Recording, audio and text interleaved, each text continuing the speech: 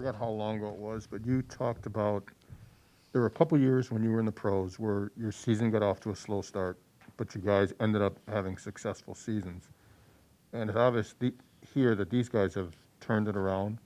Just curious, in your opinion, what are some of the factors that have allowed this team to stay on the course and win some games after getting off to such a start that you guys didn't expect?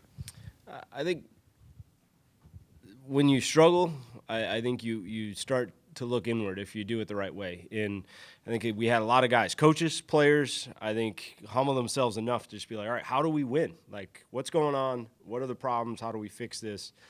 You can't run from the work, right? You got to put the work in. You have to fix the issues. You have to clean up, whether it's scheme, whether it's execution, like all those issues that come up when you're struggling. Is it a confidence thing, right? Are we doing too much? There's a number of different issues that could be, but I think everyone kind of has to reflect on it and humble and go, all right, what's my piece in this? And I love the approach that we've had. I think our players have really bought into, like, just block out the noise, and put the work in, and that's what really gives you the confidence to go out there on Saturday. There's no magic to it, right? You just have to go out there, and then you get one opportunity to execute. And if you don't execute, bad things happen, and if you do, obviously you force the team to be reactive to what you're doing. Jim, in what ways have you seen Matt Henningson's intelligence show up on the field and the things that he's able to do? And off the field, what are your impressions of what he's doing and been able to do in academics? Yeah, I think you just see his awareness on the field. He's a step ahead. He's playing faster. I think he truly it's all come together for him this year as far as the importance of how that information can affect your technique and how aggressive that allows you to play. Not just to know the information, but, like, be more aggressive when you already know the answer to the test. And I think you're seeing that consistently, run and pass. He's showed that all season long. Off the field, it's off the charts. It's not.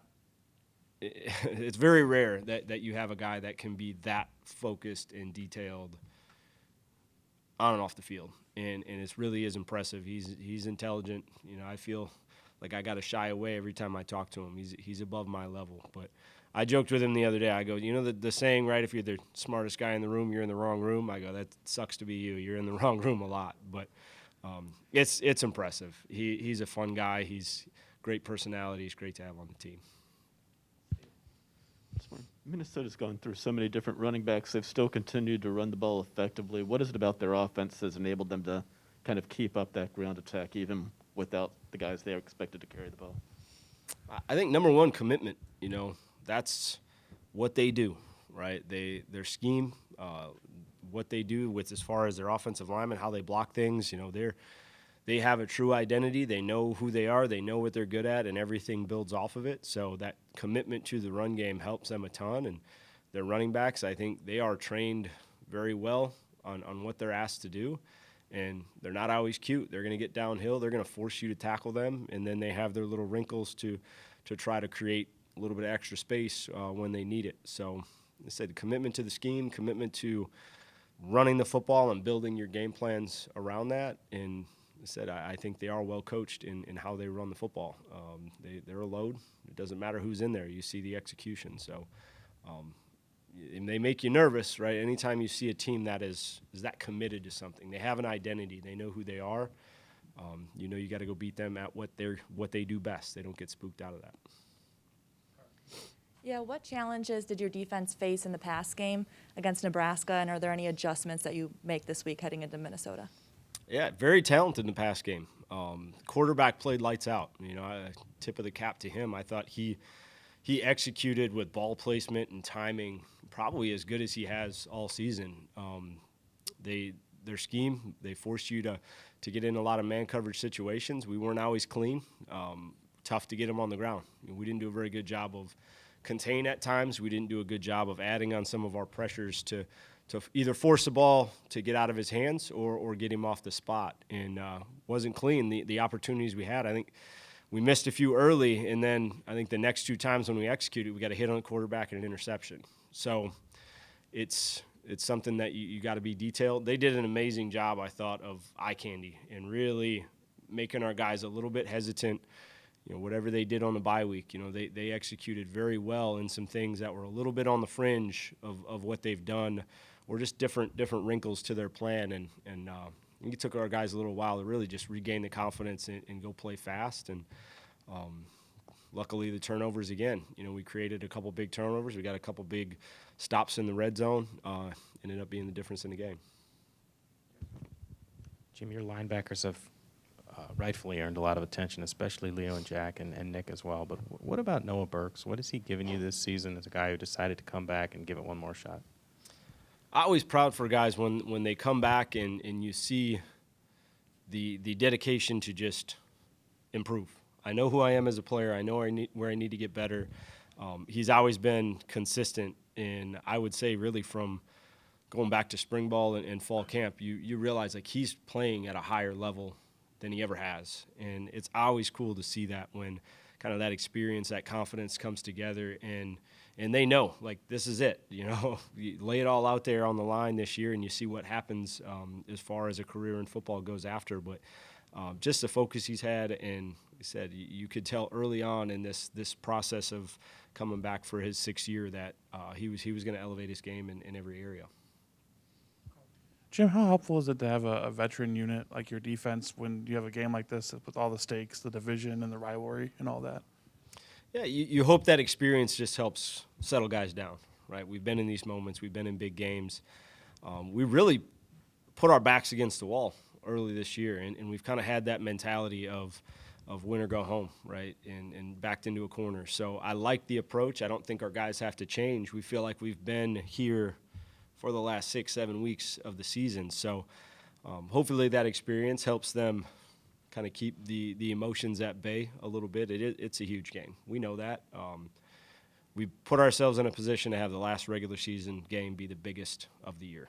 That's a credit to our players, and now go enjoy it.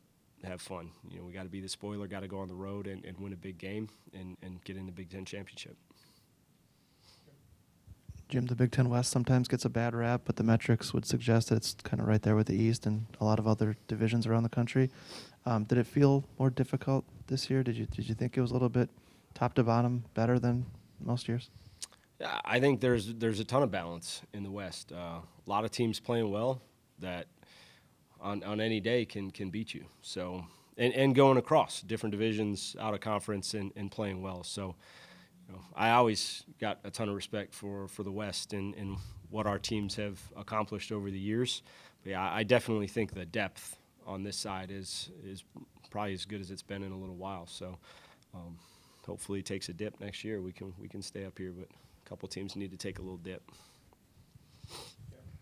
Jim, the announcers who cover the game thought that there could have been a PI call on Hicks on that last play, and we asked Caesar Williams about it. He said, when was the last time an announcer played defensive back? I'm just curious, as a guy who's played DB and probably thought you never interfered with anybody, how tough of a call is that when the ball's in the air to make consistently for the officials? I mean, I'm sure you've seen a lot over the years that you've disagreed with. Yeah, based on what I see around the country, it's very difficult to consistently make. Subjective calls, obviously I like the way that one stood. I also think Nick Herbig got held on the play. So I think there's things that go, and a lot of times in those big situations, officials will let you go play. I mean, they don't want to step in unless they have to. But obviously, I agree with the call. We battled all game long, and things should go either way. You look at that game. So love the way our guys finished it off. It wasn't pretty, right? We haven't been in a game with that much adversity and won in a long time, and that's kind of the one thing I hit with our defense and the defensive backs. Like, we didn't play clean, right? And it was up and down. And just to see how, special teams, offense, defense kind of played off of each other. When we made plays, our offense capitalized. Obviously, we get the big kickoff return. That's good football. It's still good football. It wasn't clean football. It wasn't what we wanted as a defense, but you're going to have to win some games like this throughout the course of a year. And, that was a big one and sets up a huge week. You mentioned the running backs that Minnesota has and the identity that they have. Overall, from what you've seen of them, what are some of the biggest challenges you think they present, the things you need to do well defensively this week?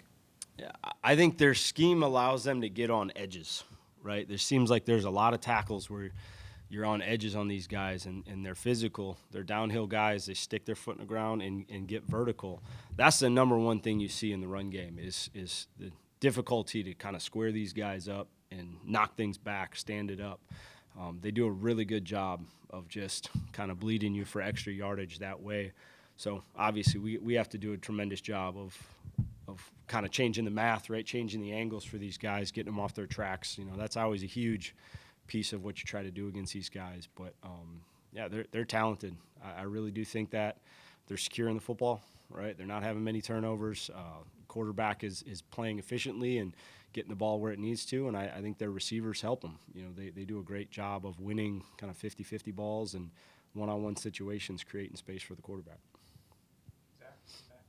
Jim, you've been a part of this game as a player and now as a coach. What makes this week so special for the state?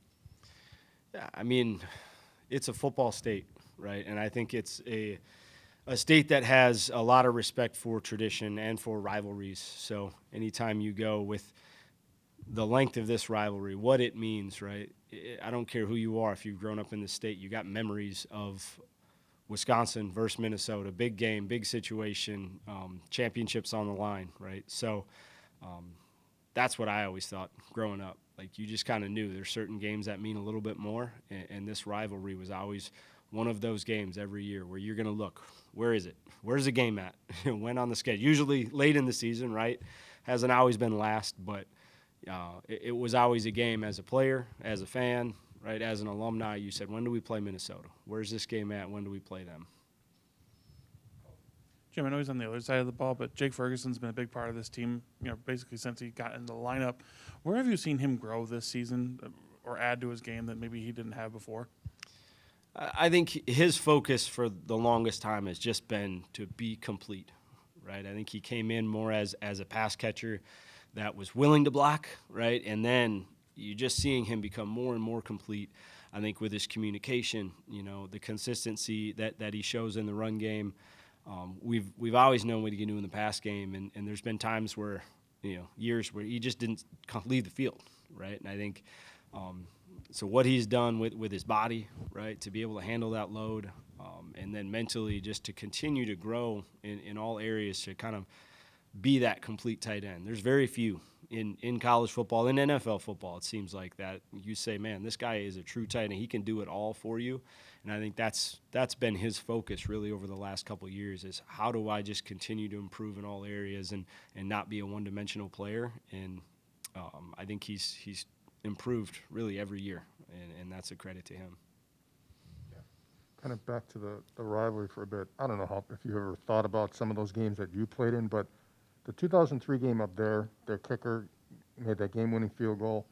And then back here, you guys beat them the next year. And I remember all the guys lining up on the sideline and sprinting across the field for the action. Which of those two games, if you think about it, has a stronger memory for you? The one you lost or the one you won here?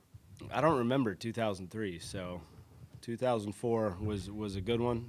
That was senior day, so one I'll never forget, right? Winning the Axe back and just seeing the emotion, and you know, we put a lot into that, and it was awesome feeling running across that feeling, you know, and running across the field to go get that Axe back from them.